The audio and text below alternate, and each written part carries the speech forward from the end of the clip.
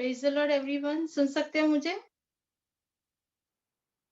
I welcome you once again 4 o'clock की इस Hindi service में सेंट जेम्स में आप सबका फिर से एक बार स्वागत है।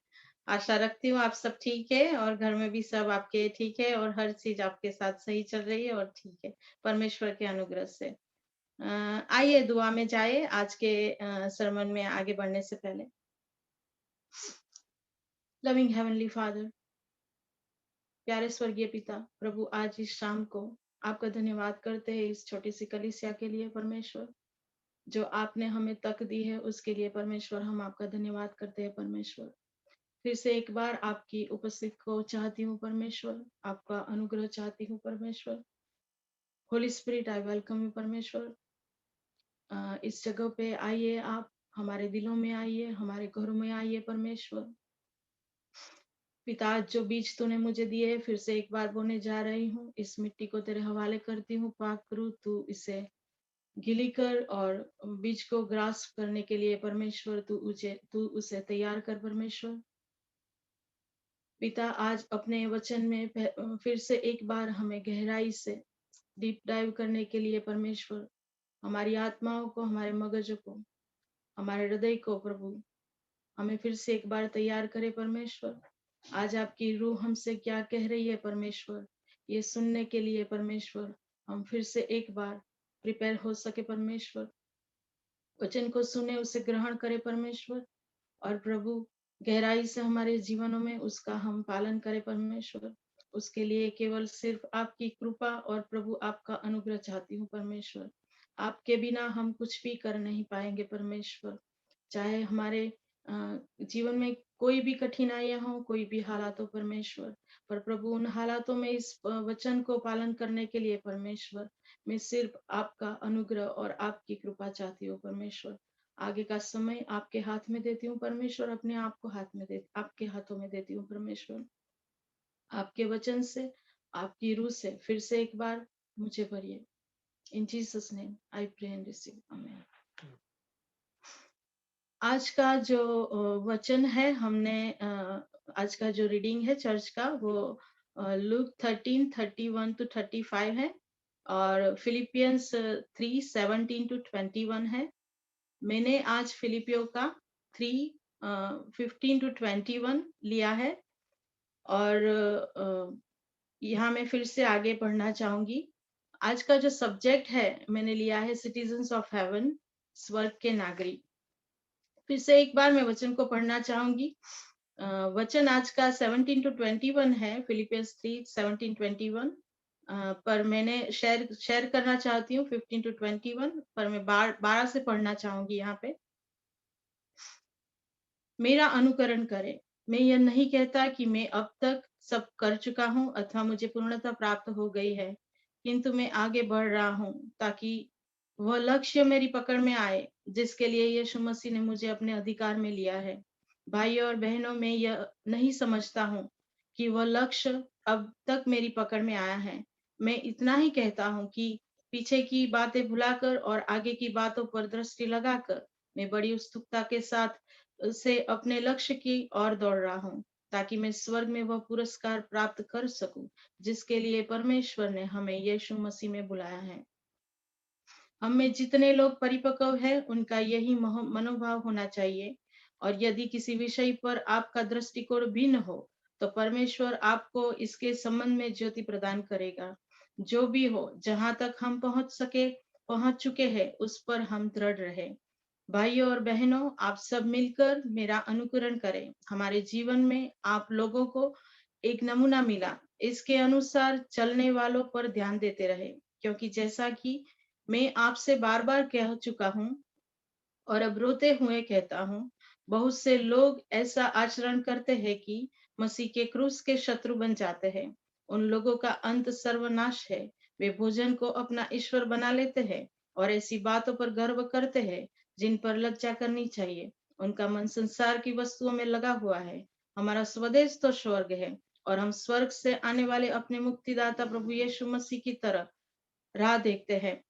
वह जिस सामर्थ्य द्वारा सब कुछ अपने अधीन कर सकते हैं, उसी के द्वारा वह हमारे तुच्छ शरीर का रूपांतरण करेंगे और उससे अपने महिमामय शरीर को अनुरूप बना देंगे। आगे 4 और उसका 1 वर्सेस जो हमारे रीडिंग्स में है, फिलिपियन 4:1। इसलिए प्रिय भाइयों और बहनों, प्रभु में इस तरह दृढ़ बने रहिए। मेरे प्राण प्यारों, मुझे आप लोगों से मिलने की बड़ी इच्छा है। आप मेरे आनंद और मेरे मुकुट है।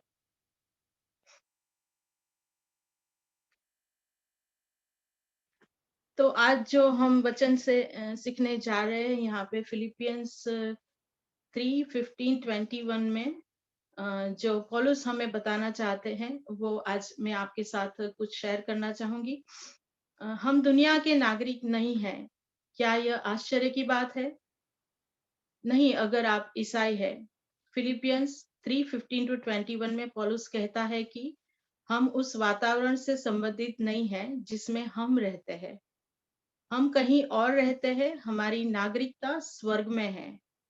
हमें यह जानने की जरूरत है कि हम किस क्षेत्र के नागरिक हैं, क्योंकि उत्तर हमारे व्यवहार की पसंद को निर्धारित करता है।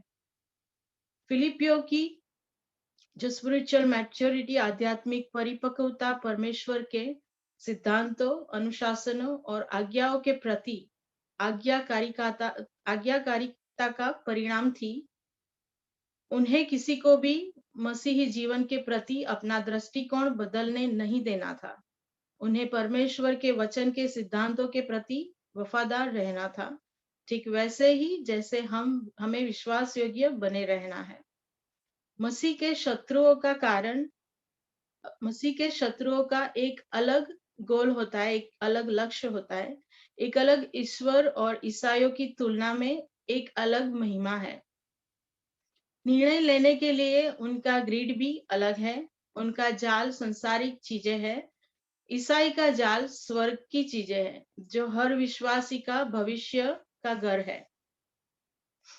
क्योंकि ईसा मसीह अमर है, अनंत ईश्वर है और उनके वचन की पूरी तरह से भरोसेमंद है, हमारा भविष्य उनके पास हमेशा के लिए सुरक्षित है। इससे कोई फर्क नहीं पड़ता है कि हमारे पास थोड़ा विश्वास है या बहुत ही बड़ा महान विश्वास है।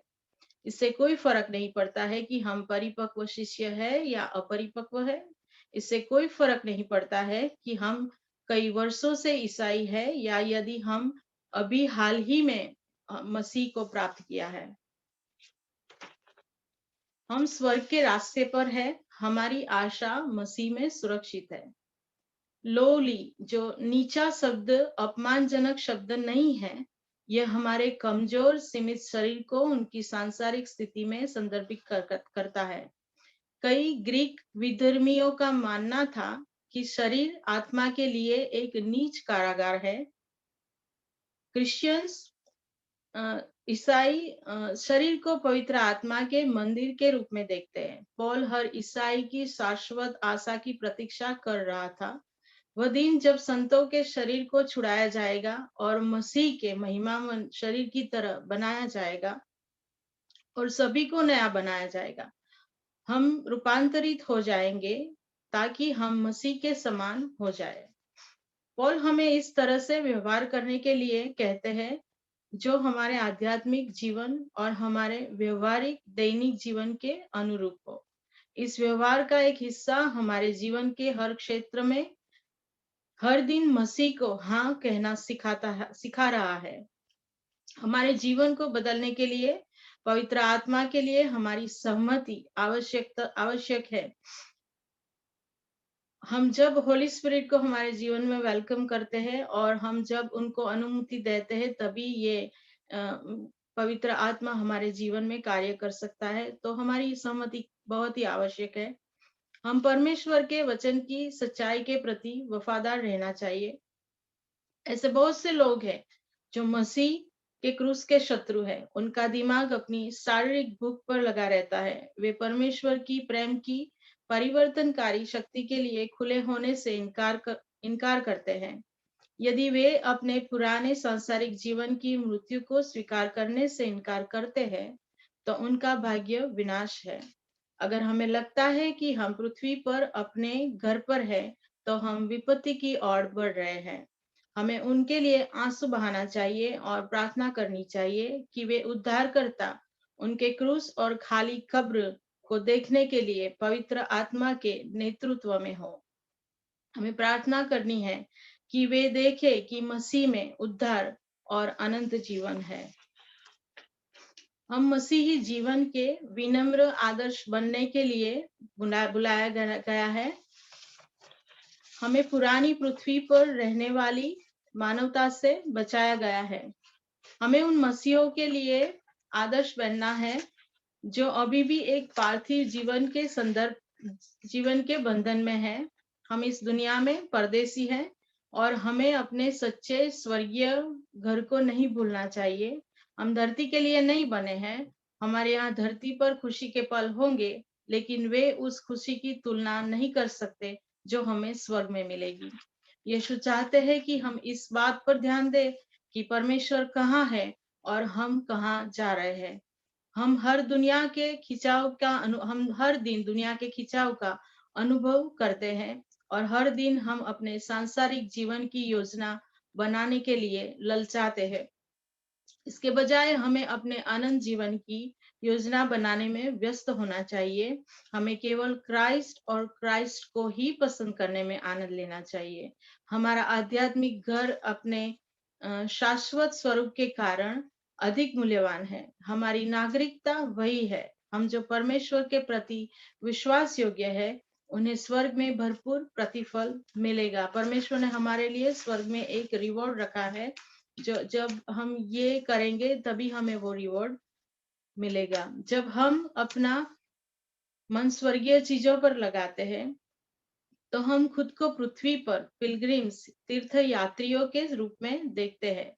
हम अपनी स्वर्गीय नागरिकता की कदर करते हैं, खासकर जब से यीशु ने इसे अपने लहू से खरीदा। हम मसीह की वापसी की प्रतीक्षा करने लगते हैं। हम आशा करते हैं कि मसीह हमारे शरीरों को उनके जैसे शरीरों में बदल देगा। यदि हम अपने जीवन के लिए परमेश्वर की इच्छा को और आगे देखना चाहते हैं, तो हमें परमेश्वर की इच्छा की ओर आगे बढ़ना होगा, जहां तक हम देख सकते हैं। हम मसीह के स्वर्गीय शहर के नागरिक हैं, जो कि सुसमाचार द्वारा शासित है। हमारी असली नागरिकता अब स्वर्ग नामक विदेशी भूमि में मौजूद है। यदि हमें यहाँ पृथ्वी पर मसीह का कार्य करना है, तो हमें स्वर्गीय दिमाग वाला होना चाहिए। यदि हम स्वर्ग के नागरिक हैं, तो इसका अर्थ यह है कि मसीह के उदाहरण का अनुकरण करते हैं, जैसा कि पौलुस ने किया था, दूसरों के लिए नम्रता और आत्म बलिदान में कार्य करते हुए। जैसा कि हम पौल के व्यवहार का अनुकरण करते हैं और जैसा कि हम अपने ईसाई भाइयों और बहनों के विश्वास और जीवन से सीखते हैं। परिणाम उन लोगों का एक समुदाय है जो मसीह के समान है। यीशु का जीवन और सेवकाई हमारा उदाहरण है। यीशु ने हमें दिखाया कि पूर्ण मानव होना, परमेश्वर के साथ सही होना और पवित्र आत्मा से परिपूर्ण होना कैसा होता है। जब हम स्वयं को परमेश्वर की विशिष्ट सृष्टि के रूप में देखते हैं, तो हमें परमेश्वर के साथ एक अग्रीमेंट माने कि सहमति में चलना चाहिए। समझौता कि उसने हमें माफ कर दिया है। समझौता है कि वह हमें ताकत देगा जिसकी हमें जरूरत है। समझौता है कि हम एक उद्देश्य के लिए बनाए गए हैं और यह कि परमेश्वर उस उद्देश्य को प्राप्त करने के लिए हमारी सहायता करेंगे। वह उद्देश्य दुनिया के साथ मसीह को शेयर मतलब कि साझा करना है। दूसरों के साथ हमारी बातचीत उनकी समझ को आकार देगी। विनम्रता और आत्मविश्वास के साथ नेतृत्व करने का मतलब क्या है? एक लीडर, एक नेता के स्वरूप में हमारे उदाहरण का अनुसरण करने की कोशिश कौन कर रहा होगा? जब दूसरे लोग हमारे जीवन को देखते हैं, तो क्या वे किसी ऐसी व्यक्ति को देखते हैं जो यीशु की तरह नेतृत्व करना सीख रहा है? आइए आगे हम प्रेयर में जाएंगे।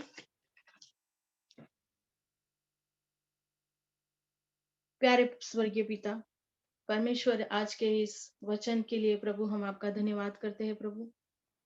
प्रभु आपने हमें सिखाने के लिए प्रभु सेंट पॉल को बनाया। प्रभु उनके जीवन को हमारे आगे रखा। परमेश्वर यीशु, आप खुद पृथ्वी पर आए, आपका जीवन आपने जिया और आपने एक बेनमून परमेश्वर एक उदाहरण पूरा किया है। उसके लिए परमेश्वर हम आपका धन्यवाद करते हैं।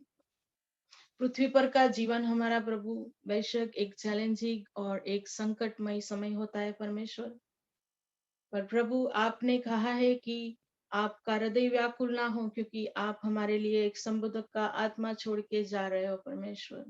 परमेश्वर फिर से एक बार उस पवित्र आत्मा को हमारे जीवन में आज वेलकम करती हूँ परमेश्वर, जो तूने वचन से हमें सिखाया परमेश्वर, जो आपका वचन जीवंत है परमेश्वर, जो बंजरता को फलद्रुपता में बदल देता है परमेश्वर, जो एक बेजान में जान डाल देता है परमेश्वर, जो मरा हुआ जिंदा हो सकता है परमेश्वर।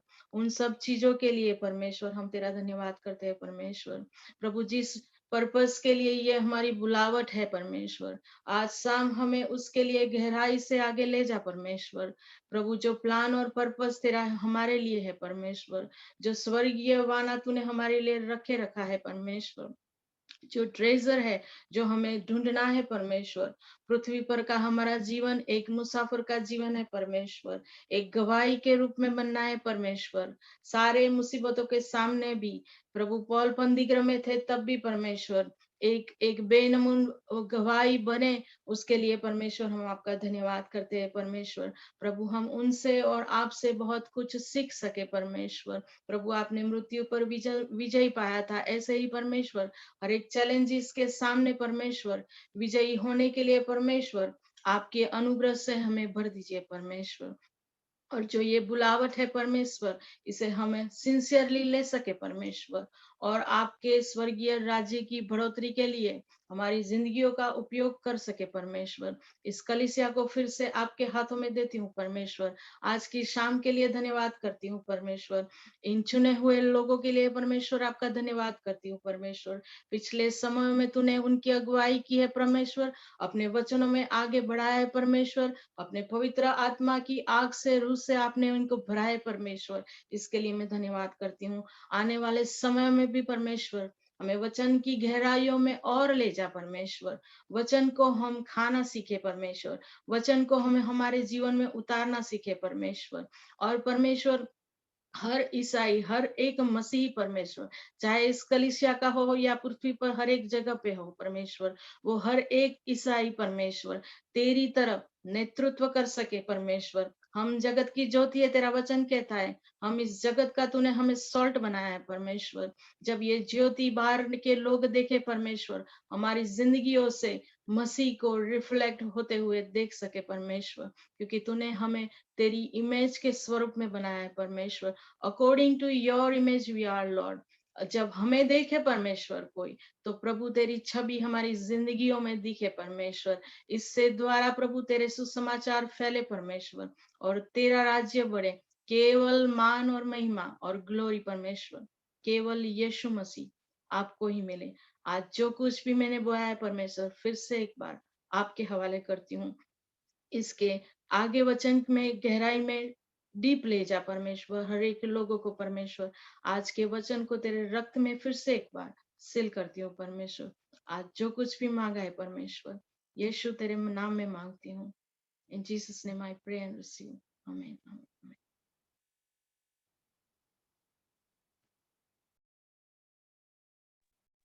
Thank you. Thank you so much, Tina Auntie, for such